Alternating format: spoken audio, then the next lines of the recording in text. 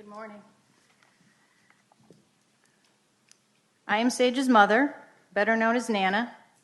I adopted Sage after my son died when she was still a baby. She's been through 6 foster homes by then, but we loved her, and she blossomed into a joyful, lively girl who made music and art. Puberty began and COVID hit, and she was treated for depression and anxiety, at times very severe. Her teachers shared any concerns with me so her treatment could be adapted. The transparency ended in August of 2021 when Sage started high school. She started a public high school, and she told me that all the girls there were bi, trans, lesbian, emo, and she wanted to wear boys' clothes and be emo. Because I saw it as just a phase, it was fine with me. But at school, she told them something different. She was now a boy named Draco with male pronouns. Sage asked the school not to tell me, and they did not tell me, even though I informed them of her mental health history and medication. If I had known, this would be a much different story. She was terribly bullied. No one told me, but boys followed her, touched her, threatened violence and rape. Something happened in the boys' bathroom, but for 2 days, the school told me nothing. They kept meeting with Sage alone, and she became so distraught, they called me to pick her up. That evening, I found a hall pass labeled Draco, and Sage told me she was identifying as a boy, and that her counselor said she could use the boys' bathroom. She'd been jacked up against the wall by a group of boys. She was crying, terrified. I said, just stay home, we'll figure it out.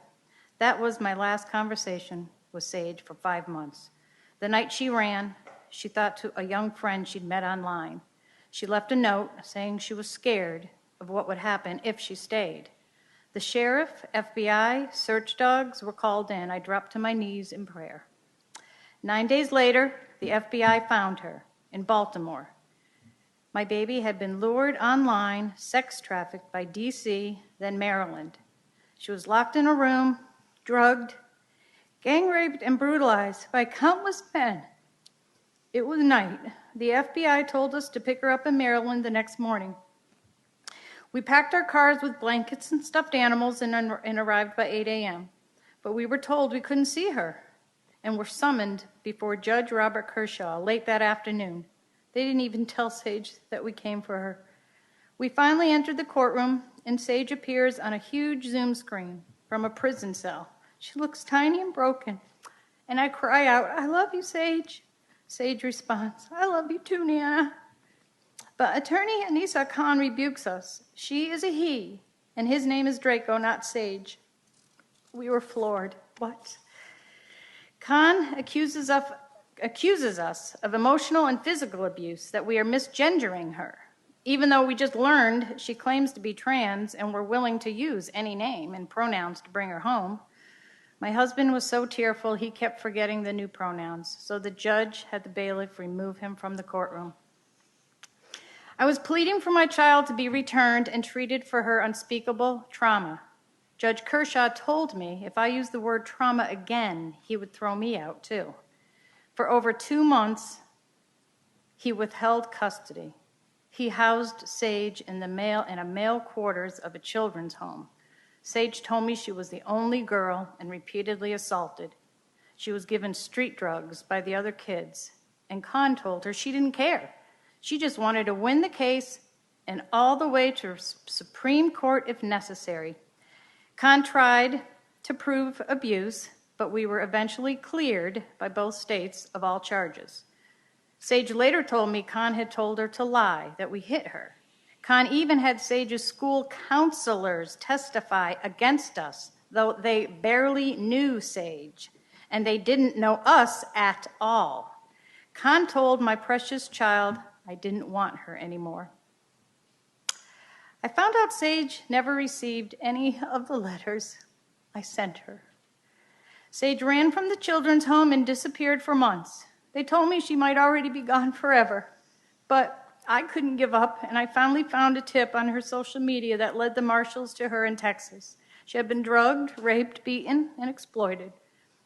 This time I was able to be with her for the traumatic rape exam and to bring her home.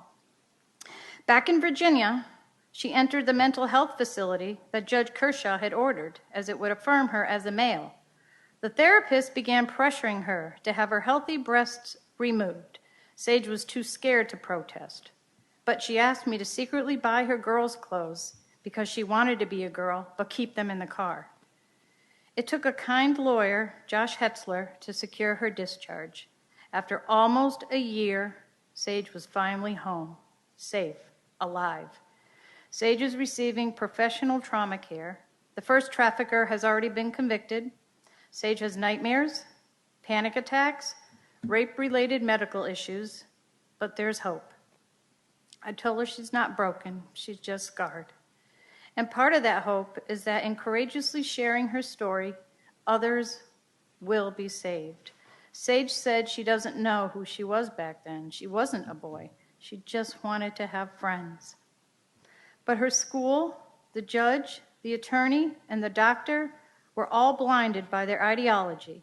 The consequences for Sage were unspeakable. Please don't let ideology harm another child. Let parents do our jobs. We know our children best, and we love them 1,000,000 times more. Thank you. Thank you, ma'am.